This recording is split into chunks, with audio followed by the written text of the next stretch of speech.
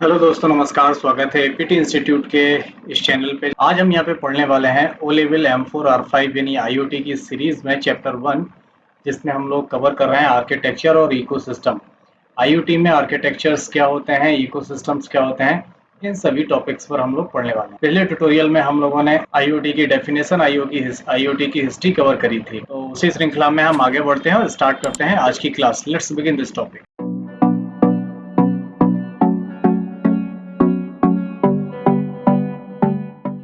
आज हम लोग देखने वाले हैं आईओटी आर्किटेक्चर और इकोसिस्टम क्या होता है और कैसे काम करता है। आईओटी आर्किटेक्चर उन सभी कंपोनेंट्स, लेयर और प्रोसेस का एक स्ट्रक्चर है जो आईओटी सिस्टम को सुचारू रूप से चलाने के लिए आवश्यक होते हैं। इसका उद्देश्य होता है sensor, network, cloud, data processing और यूजर एप्लीकेशन को आपस में जोड़ना। इस तकनीकी का उपयोग करने के लिए एक सुव्यवस्थित 4 स्टेप आर्किटेक्चर को अपनाया जाता है, जो सेंसर से लेकर क्लाउड एनालिटिक्स की यात्रा को दर्शाता है, जिसमें हम सेंसर्स, एक्चुएटर का प्रयोग करते हैं, डेटा एक्विजिशन सिस्टम का प्रयोग करते हैं, एज एनालिटिक्स होती है और क्लाउड एनालिटिक्स होते हैं। इन सभी चीजों का प्रयोग किया जाता है आर्किटेक्चर्स के लिए। अब समझ लेते हैं आर्किटेक्चर। ये तो डेफिनेशन हो गई, थ्योरी हो गई। अब थ्योरी तो हमें पढ़ना नहीं है, हमें समझना होता है, क्योंकि जब तक समझेंगे नहीं तब तक एमसीक्यू में आप आंसर नहीं समझ पाओगे, लिख नहीं पाओगे। पहले अच्छी तरीके से समझेंगे और आगे बढ़ेंगे। अब आर्किटेक्चर माने क्या होता है? आर्किटेक्चर का मतलब अगर शुद्ध हिंदी में देखे जाए तो आर्किटेक्चर को हिंदी में बोलते हैं वास्तुकला। क्या बोलते हैं? वास्तुकला या ढांचा। इसको हम ढांचा भी बोल सकते हैं। अब ढांचा या वास्तुकला क्या होती है? अगर हम हाउस आर्किटेक्चर की बात करें तो जो अगर हम घर का नक्शा बनवाते हैं ना, तो जो इंजीनियर होता है उसे हम आर्किटेक्ट बोलते हैं। आर्किटेक्ट मतलब जो हमारे घर का एक नक्शा, एक ढांचा, एक स्ट्रक्चर तैयार कर रहा है, उसे हम आर्किटेक्ट बोलते हैं। उसी तरीके से अगर हम टेक्निकल लाइन में बात करें कि अगर हम किसी से कंप्यूटर की किसी ने डिजाइन बनाई कि उसका मदरबोर्ड कैसा हो, उसका मॉनिटर कैसा हो, उसका सीपीयू, उसका जो बॉक्स है, कैबिनेट, वो कैसा हो, तो उसे हम सिस्टम आर्किटेक्चर कहते हैं। ऐसे ही सॉफ्टवेयर में होता है, सॉफ्टवेयर किस तरीके का दिखे, कैसा उसका यूजर इंटरफेस हो, कहाँ होम पेज हो, कहाँ मेन्यू हो, इन सारी चीजों को हम सॉफ्टवेयर आर्किटेक्चर बोलते हैं। उसी तरीके से आईओटी में भी आर्किटेक्चर होता है, मतलब आईओटी की जो बनावट है उसे हम आर्किटेक्चर बोलते हैं। अब आर्किटेक्चर में होता क्या है? जितने भी उसमें पार्ट हैं, जो भी कंपोनेंट्स हैं, उन कंपोनेंट्स, लेयर और प्रोसेस को मिलाकर जो स्ट्रक्चर तैयार किया जाता है उसे हम आर्किटेक्चर बोलते हैं। बनी बनावट यानी ढांचा बोलते हैं। अब आईओटी के आर्किटेक्चर में क्या क्या होता है? कंपोनेंट्स होते हैं, ठीक, कंपोनेंट्स होते हैं, फिर लेयर्स होती हैं और प्रोसेस होती है। इन सभी चीजों का जो ढांचा बनता है उसे हम बोलते हैं आर्किटेक्चर। अब इसकी आवश्यकता क्यों पड़ती है? क्योंकि जब तक हमारे पास आर्किटेक्चर नहीं होगा तब तक हम कुछ भी काम नहीं कर पाएंगे, इसलिए बहुत आवश्यक चीजें हैं। इसका उद्देश्य क्या होता है? ये सेंसर, नेटवर्क, क्लाउड और डेटा प्रोसेसिंग और यूजर एप्लीकेशन को आपस में जोड़ता है। घर हमारा कैसे बनता है? जब हम घर बनाते हैं ना, तो घर बनाने के लिए एक दीवार चाहिए, फिर दूसरी दीवार चाहिए, पिलर चाहिए, तब उनके ऊपर हम छत डालते हैं। ऐसे ही तो करते हैं। तो छत कब डलती है? जब हमारी घर की चारों दीवारें तैयार हो जाती हैं, तब हम उसके ऊपर छत डालते हैं। ऐसे ही ये इसके सारे पिलर्स हैं, सेंसर है, नेटवर्क है, क्लाउड, डेटा प्रोसेसिंग है, ये सारे के सारे पिलर्स हैं, दीवारें हैं। इन सबको जोड़ने के बाद तब कहीं जाके बनता है एक आईओटी का आर्किटेक्चर, यानी उसका ढांचा। तभी आईओटी का एप्लीकेशंस या आईओटी के जो हमारे डिवाइसेस हैं वो तभी काम करते हैं जब ये सारी चीजें, जो हमारे ये स्टेप्स हैं, ये सारी चीजें आपस में कनेक्ट होके ढंग से काम करती हैं। तभी हमारा आर्किटेक्चर सक्सेसफुली बनता है। अब इस टेक्नोलॉजी का उपयोग करने के लिए हम 4 स्टेप फॉलो करते हैं। हमारे पास 4 स्टेप हैं, उन्हीं को फॉलो किया जाता है। अब 4 जो स्टेप है वो कौन कौन से होते हैं? सबसे पहला है सेंसर और एक्चुएटर, जिसमें हम सेंसर, हमने अभी पिछले ट्यूटोरियल में बताया था। सेंसर माने क्या होता है? ऐसी डिवाइसेस जो हमारी चीजों को महसूस करती हैं, जो आसपास के जो फिजिकल वातावरण होता है उसे फील करती हैं, महसूस करती हैं, गर्मी, सर्दी, दूरी, गहराई, तापमान, ये सारी चीजें सेंसर, जहां से हमें इनपुट मिलता है, उन्हें हम सेंसर और एक्चुएटर्स बोलते हैं। इसके बाद जब सेंसिंग हो जाती है तो फिर आता है डेटा एक्विजिशन सिस्टम। इन सेंसिंग से जो हमें डेटा मिलेगा उसे हम बोलते हैं डेटा एक्विजिशन, डेटा को एक्वायर करना, डेटा को लेना। और उसके बाद होता है एज एनालिटिक्स। एज एनालिटिक्स का मतलब होता है, एज माने होता है किनारा, यानी जब हमें डेटा मिलेगा उस डेटा के पास तुरंत का तुरंत उसी किनारे पे तुरंत का तुरंत उस पर कोई ना कोई एक्शन लेना, ठीक। और अगर एक्शन नहीं ले पा रहे हैं तो हम उस डेटा को क्लाउड पर भेज देते हैं। और क्लाउड पे भेजने से क्या होता है? वहां पे एनालिटिक्स किया जाता है, उस डेटा को समझा जाता है, उसके बेस पे कोई ना कोई एक्शन लिया जाता है। तो ये था हमारा आर्किटेक्चर समझ में आया। आर्किटेक्चर एक प्रकार का ढांचा है जिसमें सेंसर, नेटवर्क, क्लाउड और डेटा प्रोसेसिंग यूजर एप्लीकेशन को आपस में जोड़ के एक संरचना बनाई जाती है, एक ढांचा बनाया जाता है, आर्किटेक्ट बनाया जाता है, जिससे हमारा आईओटी सिस्टम ढंग से काम कर सके, जिसमें हम 4 चीजें यूज करते हैं। अब इन्हीं सारी चीजों को हम एक एक से पढ़ लेते हैं और आगे बढ़ते हैं। जैसे सेंसर और एक्चुएटर्स क्या होते हैं। ये आईओटी सिस्टम की पहली परत है, लेयर्स भी बोलते हैं, जो भौतिक दुनिया से डेटा एकत्रित करती है। सेंसर्स क्या होते हैं। सेंसर वे डिवाइस हैं जो किसी फिजिकल परिस्थिति या परिवर्तन को महसूस करते हैं, जैसे तापमान, नमी, गति, लाइट, ध्वनि आदि। उदाहरण के लिए तापमान के लिए हम DHT11 सेंसर यूज करते हैं, स्पीड के लिए हम PIR सेंसर यूज करते हैं, लाइट के लिए हम LDR सेंसर यूज करते हैं। अब यहाँ पर हमने कुछ सेंसर्स दिए हुए हैं, टेम्परेचर के हैं, गैस के लिए हैं, अल्ट्रासोनिक सेंसर्स हैं, सीमोस सेंसर्स हैं, PIR सेंसर है, रेन डिटेक्टर सेंटर और फायर डिटेक्टर सेंसर्स हैं। तो ये सारे चीजें, इनको हम क्या बोलते हैं, सेंसर बोलते हैं। अब सेंसर समझ में आए, सेंसर क्या करते हैं, जो भी हमारे आसपास की परिस्थितियां हैं उन्हें महसूस करते हैं। हमने पिछले ट्यूटोरियल में बताया था, सेंसर का मतलब ही होता है सेंस करना, महसूस करना। जैसे हमारे आसपास तापमान कितना है, टेम्परेचर कितना है, नमी कितनी है, स्पीड, लाइट या आवाज, तो उसके लिए हम अलग अलग सेंसर यूज करते हैं। इन्हीं सेंसर से हमें डेटा मिलता है और इनके लिए हम ये सेंसर यूज करते हैं। जैसे टेम्परेचर के लिए हम ये सेंसर यूज करते हैं, है ना, गैस के लिए हम ये टेम्परेचर यूज करते हैं, अल्ट्रासोनिक के लिए हम ये सेंसर यूज करते हैं, कैमरा के लिए हम ये सेंसर यूज करते हैं, PIR सेंसर्स होते हैं, ये PIR सेंसर है, ये रेन डिटेक्शन के लिए ये सेंसर यूज करते हैं, है ना, फायर के लिए हम ये सेंसर यूज करते हैं। तो ये सेंसर क्या करते हैं, ये महसूस करते हैं और हमें इनपुट देते हैं, हमें डेटा देते हैं कि भैया आपके आसपास का ऐसा माहौल, उसके अकॉर्डिंग हमारा आईओटी आगे डिसीजन लेता है और काम करता है। सेंसर के बाद हम यूज करते हैं एक्चुएटर्स। एक्चुएटर्स क्या होते हैं, एक्चुएटर वो डिवाइस होते हैं जो निर्णय के आधार पर कोई क्रिया यानी एक्शन करते हैं, जैसे लाइट को ऑन करना, मोटर को घुमाना। सभी डेटा की शुरुआत इसी चरण से होती है। यह आईओटी सिस्टम की आंख और हाथ की तरह काम करते हैं। अब एक्चुएटर्स क्या है देख लेते हैं। अब यहाँ पर एक्चुएटर्स के लिए मैंने एग्जांपल बनाया है, डीसी मोटर। डीसी मोटर भी हमारी क्या है, एक एक्चुएटर है। ऐसे ही एक रिले होता है, रिले भी हमारा एक्चुएटर की तरह काम करता है। अब ये करते क्या है, निर्णय के आधार पर कोई क्रिया यानी एक्शन करते हैं। अब यहाँ पे तापमान ने तापमान महसूस किया, तो इस तापमान पर करना क्या है, वो एक्चुएटर करेगा, है ना। अब जैसे तापमान बढ़ गया तो बोले पंखा चलाना, तो वो एक्चुएटर है हमारा, मोटर को दे देगा भाई ये मोटर में पंखा लगा होगा, ऊपर चला देगा। ठीक है, इस तरीके से एक्चुएटर हमारे सेंसर से इनपुट लेने के बाद यहाँ पर काम करते हैं। क्लियर। तो ये हमारी पहला सिस्टम है, पहली लेयर है जिसमें आर्किटेक्चर में जिसका यूज किया जाता है। इसके बाद हम लोग देखते हैं डेटा एक्विजिशन सिस्टम, डेटा अधिग्रहण प्रणाली। यह दूसरा चरण सेंसर द्वारा एकत्र डेटा को इलेक्ट्रॉनिक फॉर्मेट में कन्वर्ट करता है और उसे आगे भेजता है। मुख्य काम क्या होता है, सेंसर के एनालॉग डेटा को डिजिटल में बदलना, एडीसी यानी एनालॉग टू डिजिटल कन्वर्जन। फिर डेटा को स्टोर करना या नेटवर्क के माध्यम से आगे फॉरवर्ड कर देना। डिवाइसेस कौन सी होती हैं, जैसे माइक्रो कंट्रोलर है, आर्डिनो है, ESP32 है, सिंगल बोर्ड है जैसे रास्पबेरी पाई है। यह चरण ब्रिज का काम करता है जो फिजिकल डेटा को प्रोसेसिंग योग्य डिजिटल डेटा में बदलता है। अब यहाँ पर दूसरा चरण है क्या, दूसरा चरण सेंसर द्वारा एकत्र डेटा को इलेक्ट्रॉनिक फॉर्मेट में कन्वर्ट करता है और उसे आगे भेजता है। ठीक, अभी सेंसर करता क्या, सेंसर कोई ना कोई डेटा तो लेता ही है, ये तो हमें पहले ही से पता है ना, कि सेंसर भैया गर्मी वाला है कि नमी वाला है कि लाइट वाला है। वो डेटा को एकत्र करेगा और इलेक्ट्रॉनिक फॉर्मेट में आगे भेजेगा उसे। अब क्या करता है, जब सेंसर मतलब क्या होता है, तापमान है, गर्मी है ना, हार्ट बीट है और लाइट का और जलना है, नमी है खेत में, वो सारे डेटा कैसे होते हैं, एनालॉग होते हैं। एनालॉग का मतलब होता है जो जिनका परफेक्ट डेटा ना हो, कम मतलब तरंगों के रूप में होते हैं। जबकि डिजिटल क्या होता है, वो 0-1 के फॉर्मेट में होता है, 0 होगा 1 होगा, 0 होगा और 1 होगा, उसे हम डिजिटल बोलते हैं। जो तरंगों के फॉर्मेट में होता है, जो फिजिकल यूनिट्स हैं, उसे हम एनालॉग बोलते हैं। तो ये करता क्या कि एनालॉग को डिजिटल में बदलता है, जैसे हम एडीसी बोलते हैं। अब बदलने के बाद डेटा को स्टोर करने का काम, और जब बदल जाएगा तो उसे आगे भेज देना। ये काम किसका होता है, डेटा एक्विजिशन। एक्विजिशन का मतलब ही होता है एक्वायर करना, एकत्र करना, इकट्ठा करना, अधिग्रहण करना, लेना। ठीक, अब इसमें हम ये सारी डिवाइसेस यूज करते हैं, माइक्रो कंट्रोलर हैं, सिंगल बोर्ड है, ये सारी चीजें। अब ये ब्रिज का काम करता है, ब्रिज माने पुल। पुल का काम क्या करता है कि अब यहाँ पे हमारे देखो ये सेंसर्स हैं, सारे सेंसर हैं ये, ठीक, ये सारे सेंसर हैं। अब यहाँ से इन सेंसर से डेटा लिया इसने, और डेटा कहाँ गया, यहाँ पे आया। ये क्या है, एनवाई क्वेस्ट है, यानी डेटा एक्विजिशन डिवाइस है।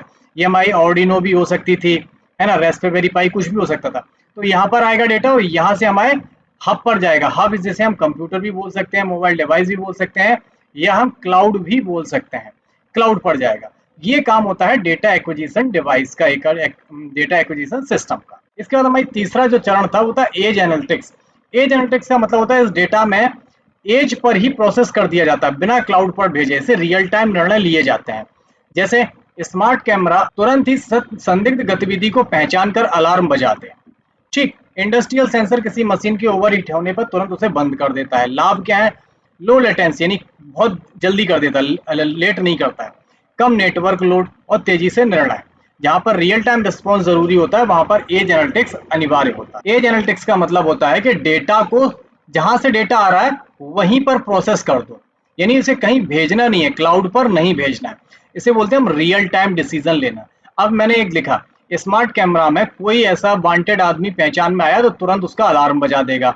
जैसे हमारे यहाँ सेंसर में लगा हुआ है, इंडस्ट्री में किसी फैक्ट्री में सेंसर लगा है कि जैसे तापमान ज्यादा हो, ओवरहीट हो, तो मशीन को तुरंत बढ़ दे। अब सेंसर ने क्या किया, आईओटी ने क्या किया, आईओटी ने उसका तापमान, उसका ओवरहीट यानी उसका टेम्परेचर कैप्चर किया, सेंस किया, और सेंस होने पर मशीन को ही तुरंत ऑर्डर भी दे दिया कि भैया तुरंत बंद भी कर दो। अब इसे डेटा को भेजना नहीं पड़ा कहीं, है ना, वही वही उसने फील किया और वहीं उसे डिसीजन भी दे दिया। तो उसमें क्या हुआ, कोई टाइम नहीं लगा, कम विलंब, नेटवर्क में नहीं भेजा तो नेटवर्क का लोड नहीं, और फास्ट डिसीजन लेने की क्षमता हो गई। इसे बोलते हैं हम एज एनालिटिक्स।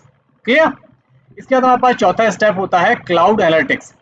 जैसे हम एज पर, मतलब वही जहां के था स्पॉट पर ही डिसीजन ले रहे थे, क्लाउड एनालिटिक्स में क्लाउड पर एनालिसिस किया जाता है। यह अंतिम और शक्तिशाली चरण है। इसमें डेटा को क्लाउड पर भेजकर बड़ी मात्रा में प्रोसेस और स्टोर विश्लेषण किया जाता है।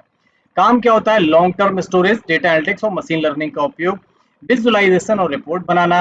क्लाउड प्लेटफॉर्म में हम अमेजॉन AWS यूज करते हैं, माइक्रो एजार कर सकते हैं, और गूगल क्लाउड वगैरह यूज करते हैं। अब यहाँ पर होता क्या है, क्लाउड पर भेजने का मतलब है जब हमारे पास अलग अलग, जैसे हम एक शहर की बात कर रहे हैं, यहाँ पर पूरा एक सिटी है, उस सिटी से जो हमें आईओटी के माध्यम से डेटा मिलेगा वो डेटा अलग अलग होगा। कैसा होगा डेटा, वो अलग अलग होगा।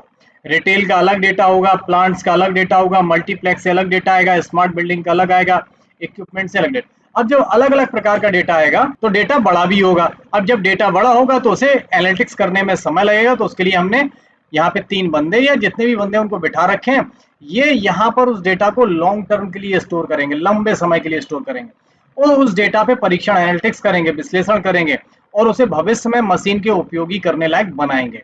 उस पर विजुअलाइजेशन और उसकी रिपोर्ट बनाएंगे ताकि भविष्य में उस पर काम किया जा सके। तो ये सारे हमारे आर्किटेक्चर के स्टेप थे जो आर्किटेक्चर में फॉलो किए जाते हैं। आगे बढ़ते हैं और देख लेते हैं आर्किटेक्चर्स में लेयर्स कितनी होती हैं। आर्किटेक्चर में मुख्य 3 लेयर होती हैं, लेकिन कुछ मॉडर्न आर्किटेक्चर में 5 लेयर भी मानी जाती हैं। जैसे पहली है परसेप्शन लेयर, जिसे हम सेंसिंग लेयर बोलते हैं, फिर network layer, application layer, support layer जिसे मिडिलवेयर भी बोला जाता है, और बिजनेस लेयर। ये 5 लेयर हैं, कहीं कहीं 3 होती हैं और कहीं कहीं 5 होती हैं। तो फिलहाल हम पढ़ लेते हैं, क्योंकि मॉडर्न आर्किटेक्चर जो एडवांस है उसमें 5 लेयर्स यूज करी जाती हैं। इन पांचों लेयर को अच्छी तरीके से समझेंगे। कुछ लेयर्स ऐसी हैं जो हम ऑलरेडी पढ़ चुके हैं, उन्हीं से रिलेटेड है। जैसे सेंसिंग लेयर हम पढ़ चुके हैं, नेटवर्क लेयर है, एप्लीकेशन लेयर है। फिर भी एक बार देख लेते हैं एज पर सिलेबस। सबसे पहली लेयर है हमारी परसेप्शन लेयर, जिसे हम सेंसिंग लेयर भी बोलते हैं। इसे सेंसिंग लेयर भी कहते हैं। यह लेयर बाहरी दुनिया से डेटा को सेंसर और डिवाइस की मदद से प्राप्त करती है। यह डेटा को डिजिटल फॉर्म में बदलती है। उदाहरण के लिए RFID, कैमरा, तापमान सेंसर या GPS स्मार्ट मीटर। काम क्या है इसके, ऑब्जेक्ट की पहचान करना, डेटा को कैप्चर करना, और शुरुआत यानी प्री प्रोसेसिंग करना। ये सारे काम होते हैं परसेप्शन लेयर के। किसके काम होते हैं ये, परसेप्शन लेयर के। इसका सिंपल काम है सेंस करना, यानी महसूस करना। महसूस करने के बाद डेटा को डिजिटल फॉर्म में चेंज करना। अब वो महसूस क्या कर सकती है, कैमरा से कोई चीज मिली वो महसूस कर सकती है, तापमान महसूस कर सकती है, GPS है, स्मार्ट मीटर, इन सारी चीजों को फील करके उस डेटा को डिजिटल फॉर्म में चेंज करना, यही काम कहलाता है सेंसिंग लेयर का। पहली लेयर यही होती है जिसे हम परसेप्शन लेयर भी बोलते हैं।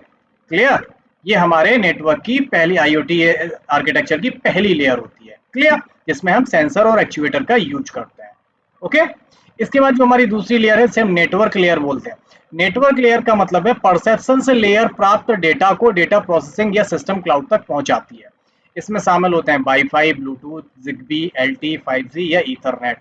काम क्या है, डेटा ट्रांसफर करना, डिवाइस कम्युनिकेशन करना, नेटवर्क को कंट्रोल करना। अभी हमें परसेप्शन लेयर से या सेंसिंग लेयर से जो भी डेटा मिला उस डेटा को हमें यूजर के मोबाइल तक पहुंचाना है या क्लाउड तक पहुंचाना है, तो उसके लिए हमें कोई ना कोई रास्ता तो चाहिए ना, कोई ना कोई नेटवर्क तो चाहिए ना। तो वो नेटवर्क लेयर का काम होता है, जिसमें हम वाईफाई भी यूज करते हैं, ब्लूटूथ यूज कर सकते हैं, जिग्बी है, एलटी है, या अपने मोबाइल का 4G 5G या ईथरनेट इस्तेमाल करते हैं। इससे क्या होता है, जो हमें सेंसर से डेटा मिला था, जो सेंसर से डेटा मिला वो हमारा कहाँ जाएगा, यहाँ नेटवर्क लेयर पर जाएगा। नेटवर्क लेयर से तब कहीं वो आगे प्रोसेस होगा। नेटवर्क लेयर का काम ही है कि उस डेटा को इधर से उधर पहुंचाने का काम करता है। आगे हमारे लेयर है एप्लीकेशन लेयर। एप्लीकेशन लेयर करती क्या है, यूजर को स्मार्ट एप्लीकेशन प्रदान करती है, और इसमें health care, smart home, smart traffic, industrial automation जैसे एप्लीकेशन आते हैं। काम करती है, यूजर को इंटरफेस प्रोवाइड करवाती है, डेटा को व्यू और कमांड देने का काम करती है, डिसीजन मेकिंग की क्षमता होती है। अभी हमें सेंसिंग से डेटा मिला, हमारे आसपास कोई सेंसर लगा है, उस सेंसर ने कोई डेटा हमें सेंस करके बताया। अब वो नेटवर्क के माध्यम से हमारे पास हमारे मोबाइल में आ गया, 5G नेटवर्क के माध्यम से। अब हमारे मोबाइल में डली है एक एप्लीकेशन, हमारे मोबाइल में है एक एप्लीकेशन या हमारे कंप्यूटर में है एप्लीकेशन। अब उस एप्लीकेशन पर कहाँ से डेटा आया, नेटवर्क से डेटा आया कोई सा भी, ठीक। नेटवर्क ने हमारे मोबाइल को डेटा भेज दिया। अब उस डेटा से हमें डिसीजन लेना है कि जो जैसे मान के चलो हमारे घर में एक सेंसर लगा है जो बता रहा है गर्मी ज्यादा है तो आपको क्या करना चाहिए, तो हमें डिसीजन लेना पड़ेगा, भैया एसी ऑन कर दो। अब और हम क्या कर सकते हैं, उस जो हमारे पास डेटा है उसे हम देख सकते हैं, उसे कोई कमांड दे सकते हैं, और एक यूजर इंटरफेस जहां पर हमें डेटा दिखाई देता है। तो ये सारी चीजें हमें कहाँ मिलती हैं, एप्लीकेशन लेयर। ये सारी चीजें हमें कहाँ मिलेगी, एप्लीकेशन लेयर पर, जो क्लाउड और सर्वर के द्वारा हमारे पास आती हैं। इसके बाद हमारी चौथी लेयर है जिसे हम बोलते हैं सपोर्ट लेयर यानी मिडिल वेयर। ये सपोर्ट के लिए मिडिल में, बीच में, यह क्लाउड डेटाबेस और एपीआई मैनेजमेंट का काम करती है। प्रोसेसिंग, एनालिटिक्स और डेटा सिक्योरिटी भी यहाँ होती है। अब देखो यहाँ पर ये है हमारी सपोर्ट लेयर है, ये है मिडिल वेयर लेयर है, ठीक, ये बीच में है। अब ये यहाँ के डेटा को सपोर्ट प्रदान करती है और एक यहाँ के डेटा को सपोर्ट करती है। इसमें सिक्योरिटी सही है या नहीं है, यहाँ पे जो डेटा आदान प्रदान हो रहा है या जो डेटा आ रहा है जा रहा है वो सुरक्षित है या नहीं है। यानी इसका मतलब है कि मिडिल में है, बीच में है, तो ये मैनेजमेंट करके रखेगी, इसलिए इसे हम मिडिल वेयर लेयर भी बोलते हैं। ये ऑप्शनल होती है, जो आज पुराने जमाने में हम लोग इसको पढ़ते नहीं थे, लेकिन अब जो एडवांस हमारा मॉडर्न आर्किटेक्चर है वहाँ पे इसको यूज करने लगे। इसके बाद आती है बिजनेस लेयर। बिजनेस लेयर का मतलब ये डेटा इनसाइट निकालकर बिजनेस निर्णय लेती है। पॉलिसी मेकिंग, डेटा एनालिटिक्स और बिजनेस मॉडल डेवलपमेंट इसके काम होते हैं।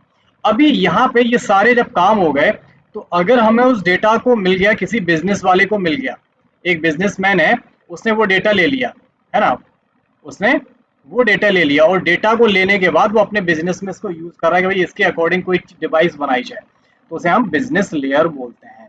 जो डेटा मिला हमें सारा सेंसिंग होके क्लाउड से आके, उस डेटा पर हम कोई बिजनेस करना चाहते हैं, कोई नया सॉफ्टवेयर बनाना चाहते हैं, नई डिवाइस बनाना चाहते हैं, तो ये किसका काम है, ये बिजनेसमैन का काम है। जो बिजनेसमैन है, बिजनेसमैन उस डेटा को यूज करके कुछ ना कुछ काम करेगा, तो इसलिए हम यहाँ पे बिजनेस लेयर भी ऐड करती है। तो ये हमारी पांचों लेयर हो गई जो आर्किटेक्चर में यूज करी जाती है। इसके बाद हम लोग पढ़ने वाले हैं इकोसिस्टम। इकोसिस्टम क्या होता है, इकोसिस्टम एक ऐसा पूर्ण वातावरण, इकोसिस्टम का मतलब ये वातावरण, एक ऐसा वातावरण है जिसमें कई तरीके की तकनीकी, डिवाइस, नेटवर्क, प्लेटफॉर्म और यूजर शामिल होते हैं, जो मिलकर किसी समाधान को आईओटी के माध्यम से काम करने लायक बनाते हैं। इकोसिस्टम का मतलब क्या है, यहाँ पे एक फॉर्मूला दिया हुआ है, बहुत ध्यान से समझेंगे इस फॉर्मूला को तो आसानी से समझ में आ जाएगा। इकोसिस्टम मतलब वातावरण, और किसका वातावरण है, आईओटी का वातावरण। अब इस वातावरण में क्या क्या शामिल होता है, devices, network, data, software, user और सर्विस, इन सबको मिला के बनता है एक कंप्लीट इकोसिस्टम, एक वातावरण। हम नहीं बोले हमारे यहाँ का वातावरण बहुत अच्छा है, वातावरण क्यों अच्छा है, हमारे यहाँ बढ़िया आसपास नदियां हैं, पेड़ पौधे हैं, छाया है, सारी चीजें बहुत अच्छी है, तो इन सबको मिला के एक अच्छा कंप्लीट वातावरण बनता है, उसे हम इकोसिस्टम बोलते हैं। अब आईओटी का इकोसिस्टम बनाने के लिए हमें ये सारी चीजें चाहिए होती हैं। जब तक हमारे पास डिवाइसेस नहीं होंगी, डिवाइसेस नेटवर्क से कनेक्टेड नहीं होंगी, उनमें डेटा की प्रोसेसिंग होनी चाहिए, वो सॉफ्टवेयर पे दिखाई दे, उसमें यूजर भी कनेक्ट हो और वो सर्विसेज यूज कर रहे हो, तब जाके मिलके हम बनाते हैं एक स्मार्ट सिस्टम जो खुद से सोचकर काम कर सकता है। जैसे स्मार्ट होम बनता है, स्मार्ट खेती कर सकते हैं, स्मार्ट हेल्थ केयर होता है, इन सबको मिला के बनता है हमारा एक इकोसिस्टम। बोलते हैं कि भैया आपका इकोसिस्टम बहुत अच्छा, मतलब सारी चीजें मिलजुल के काम कर रही हैं, है ना, और एक समस्या मिली, उस समस्या को हमने सॉल्यूशन बना के दे दिया आईओटी के माध्यम से, that is called IoT ecosystem. इसमें भी कंपोनेंट्स हैं, कौन कौन से कंपोनेंट हैं देखते हैं। इसमें भी डिवाइस सेंसर्स होते हैं, ये वो हार्डवेयर है जो फिजिकल दुनिया से डेटा प्राप्त करते हैं। हम ऑलरेडी पढ़ चुके हैं डिवाइसेस और सेंसर के बारे में, जो हमारे वातावरण से डेटा इकट्ठा करते हैं, जैसे टेम्परेचर है, आवाज़ है, ये सारी चीज़ें। एक्चुएटर्स भी होते हैं जो सेंसिंग डेटा मिलेगा उसके हिसाब से काम करते हैं। जैसे DHT11 जो सेंसर होता है वो हमारे टेम्परेचर को नापता है। PIR मोशन सेंसर होता है, ये गति पहचानने वाले सेंसर हैं।